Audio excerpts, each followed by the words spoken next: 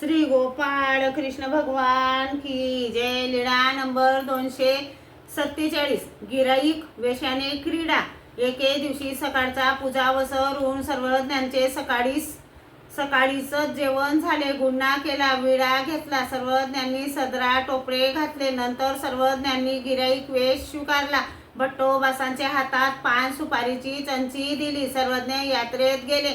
या जी असे म्हणून दुकानदार बसायला आसन घालत सर्वज्ञ आसनावर बसायचे। सर्वज्ञांना विडा द्यायचे, मग सर्वज्ञ किंमत विचारायचे। सर्वज्ञ कपड्याखाली आपल्या श्रीकरात त्यांचा हात धरून बोटाच्या इशाऱ्याने किंमत करायचे। सर्वज्ञ सर्वच घेतील असे दुकानदाराला वाटायचे।